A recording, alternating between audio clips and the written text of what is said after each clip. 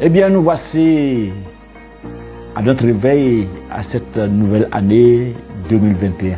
C'est avec beaucoup de joie que nous rentrons dans cette nouvelle année. On nous dira que c'est au bout de l'ancienne corde qu'on tresse la nouvelle. Et oui, nous parlons de nouvelle année, nous parlons de nouvelles perspectives, mais avant tout, il fallait faire le bilan de l'année passée, 2020. En début d'année, nous avons été tous fiers. On parlait d'année 20 sur 20. La fin de l'année est arrivée, beaucoup d'entre nous faisons le bilan avec l'œil des autres. Tu ne t'entendais à rien en 2020. Et à la fin 2020, tu te plains parce que tu n'as rien eu. Pour prétendre avoir quelque chose, il faut s'attendre à quelque chose. En 2020, qu'as-tu fait? Qu'as-tu prévu? Pour s'attendre à quelque chose en 2020, il faut déjà prévoir à quoi s'attendre. Tu n'as rien prévu, tu t'attendais à rien. Et tu te plains que 2020 n'a pas marché. Et comme tout le monde, tu fais le bilan comme tout le monde. Et chacun d'entre nous, 95% de la population aujourd'hui, n'a que la seule phrase en bouche. Cette seule phrase dans la bouche. La Covid est arrivée et tout est foutu. Rien n'a marché, tout le monde se plaint. Et oui, la Covid est là, bien sûr. On ne peut pas s'en défaire. Mais avant la Covid, quels étaient tes projets? Quelles sont les actions que tu as menées? Je suis convaincu que 2021 démarre et tu es dans la même posture. Tu n'as rien prévu et tu finiras par dire que rien aussi n'a marché. Je voudrais vous expliquer un peu ce qui a été pour moi cette année 2020.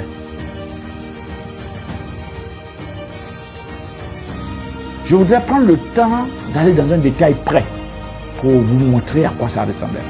Nous étions déjà à la veille en 2020, nous étions en fin 2019, le dernier trimestre de 2019, où je me suis mis à planifier cette année 2020, mais j'avais voulu faire un plan d'action sur 5 ans. Donc 2020-2025. J'ai élaboré ce que j'attendais et comment les choses devraient se passer pour moi dans ma vie. Parce que le monde, c'est un buffet et Dieu vous permet de vous lever, d'aller vous servir. Mais si vous ne savez pas quel jour pas manger, vous finirez par être mal servi ou vous finirez même par dormir à jeun pendant que le buffet existe. Donc, j'ai planifié donc, les 5 années.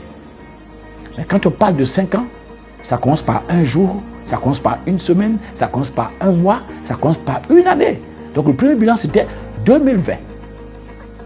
À la fin de 2020, il fallait donc évaluer ce à quoi on s'attendait et puis voir est-ce qu'on a pu atteindre, quel est le taux de pourcentage auquel nous sommes arrivés.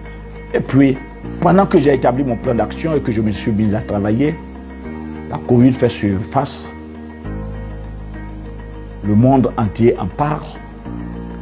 Et pendant cette période de Covid, contre toute attente, je perds mon dernier fils de l'âge de 15 ans. Quelque chose de déplorable. Alors je vous parle, ça reste toujours quelque chose de dur pour moi. Il s'agit de mon dernier fils, mais j'étais père à l'époque de 4 enfants, 2 filles, 2 garçons, et c'est mon dernier garçon donc qui s'en allait. C'était une période très dure. Cette situation seule et unique suffisait pour déclarer l'année 2020 comme la mauvaise des années de ma vie. Je voudrais souligner que ça fait plus de 30 ans que je suis à ma charge personnelle où je fête moi-même le nouvel an.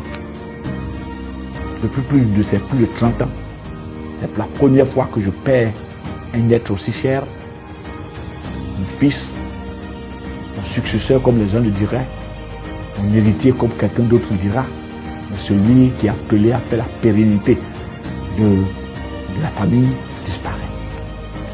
Elle a été meurtrie. J'en suis encore maître.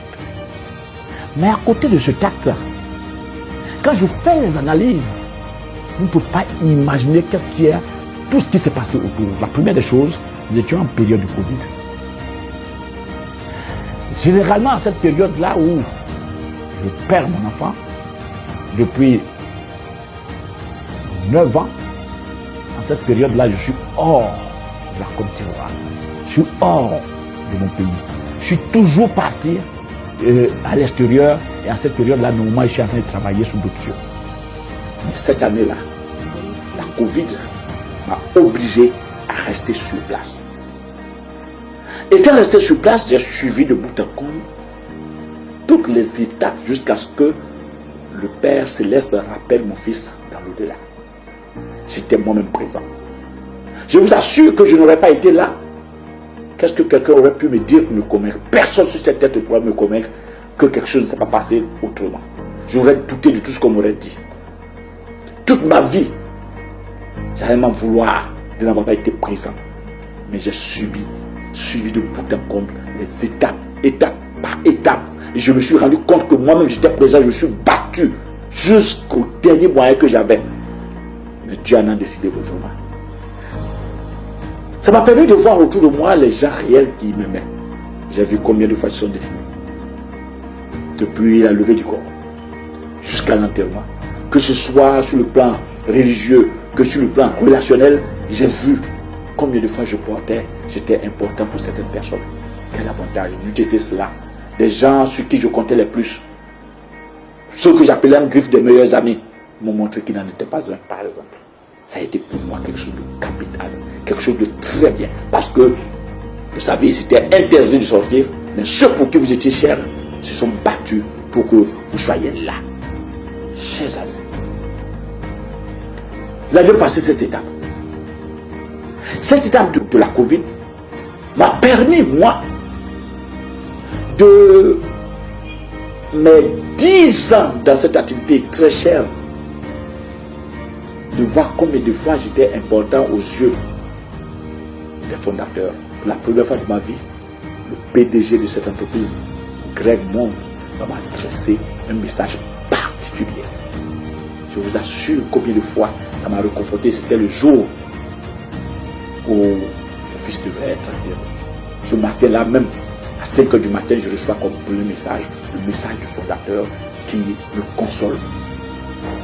Au-delà de tout ce que j'ai reçu comme consolation, la sienne a été quelque chose qui m'a donné courage et qui m'a donné espoir pour dire quelque part, il y a des gens sur qui je peux compter. Et ça ne doit pas s'arrêter là. La Covid va nous empêcher de sortir de chez nous, de quitter nos pays, de quitter nos résidences. En même temps, vous savez, j'appartiens à une entreprise en MLM, Power Forever Living Product, depuis dans laquelle je me retrouve. Ayant développé son activité en ligne, nous allons commencer donc par nous habituer à certains outils. Nous qui sommes nés avant l'Internet, avant l'informatique, qui ne maîtrisons pas cet outil, on va se revoir en train de nous essayer à la matière et désormais prendre ça comme un outil. Donc une compétence de plus. La Covid m'a apporté une compétence de plus, chers amis. Et tout le long de l'année, ça va me permettre de plus m'occuper de mon activité. Autrefois, j'étais toujours en train de coacher par ici, coacher par là, encadrer les autres, et j'étais pratiquement le dernier dans mon activité, dans mon groupe, à pouvoir atteindre les résultats auxquels je m'attendais, mais difficilement. Cette année, la Covid va nous permettre d'être concentré sur mon activité et de finir d'atteindre les résultats 3 mois avant terme, donc le plus tôt possible. Sur le plan social, vous ne pouvez pas imaginer ce que cette pandémie a pu m'apporter.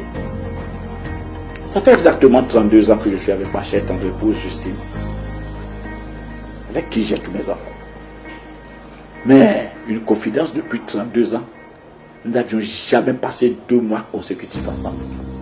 J'étais toujours parti, quelle que soit la situation dans laquelle j'étais, au cours du mois, au maximum, les 45 jours qui sortaient, j'étais parti, sorti du pays, sorti de la ville, sorti de chez moi. J'étais toujours parti en mission, à la quête, à la recherche de ce qu'il faut pour qu'on puisse vivre. La bonne nouvelle, c'est que la Covid nous a permis, depuis ces 32 ans, de pouvoir vivre plus d'un trimestre ensemble jour pour jour. Et ça ne s'est pas arrêté là. Nos enfants, certains étant à l'internat, que nous voyons très rarement, une fois en passant, la Covid les ayant obligés à faire leurs cours en ligne, sont restés à la maison et toute la famille est restée.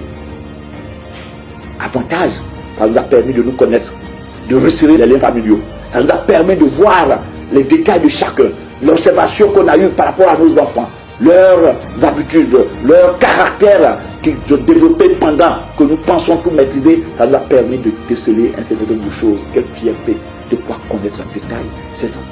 Une période qui a permis à ma famille de se consolider davantage. Par la suite, vous ne pouvez pas imaginer. C'est dans cette période-là que ma fille va décider d'emprunter le même chemin que moi et se lancer en MLM comme moi, mais d'une autre manière. Elle va le faire en ligne et la bonne nouvelle, cette année 2020, comme toute attente, ma fille se qualifie manager et c'est dans cette période-là que dans son activité, elle va compter son premier million. Vous ne pouvez pas imaginer la joie que ça peut apporter de voir son enfant déjà. Comme quand nous savons que le MLM vous permet de pouvoir transmettre ce que vous avez construit sur 4 générations, mais quand vous êtes vivant et que pendant que vous êtes là, vous avez vos enfants qui prennent la relève devant vous, vous ne pouvez que vous dire merci à Dieu. Donc cette période du Covid a permis de comprendre, d'accompagner et de faire cette activité. Pour finir, nous avions atteint les résultats auxquels on s'attendait, mais plutôt que prévu, et nous avons bouclé l'année en beauté, en ayant au-delà des chiffres que nous avons fait en 2019. Pour conclure, chers amis, ne regardons pas notre année avec l'œil des autres. Ne comparons pas notre année avec l'œil des autres. Pour ce qui me concerne, depuis 35 ans que je fête, je vais souligner que 2020, pour moi, a été la meilleure des années. Parce que cette année m'a permis de non seulement boucler mes challenges, mais ça m'a permis sur le plan familial d'avoir un rattachement, un rapprochement aussi précis, mais surtout un détail important. J'ai vu mes enfants se déployer dans pratiquement un peu ce qui devrait être leur futur. Je suis fier de cette année.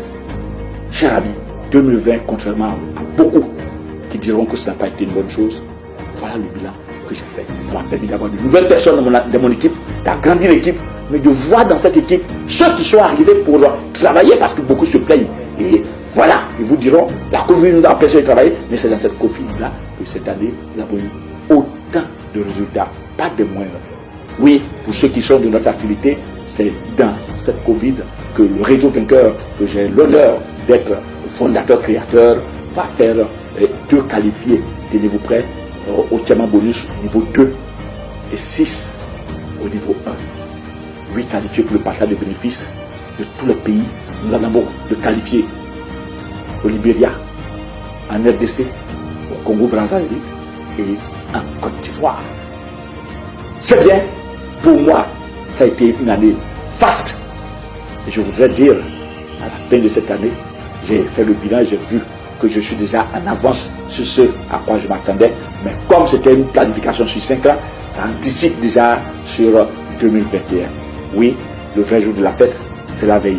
Pour moi, j'ose vous dire avec certitude que 2021 va répondre aussi aux aspirations et fera mieux que 2020. Parce que quoi, le plan est connu, je sais où mettre les pieds.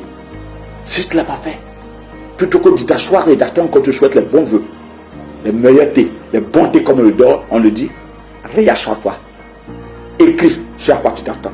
Planifie ce que tu t'attends en 2021 et que Dieu t'accorde la force de marquer le pas pour aller vers ce à quoi tu t'attends.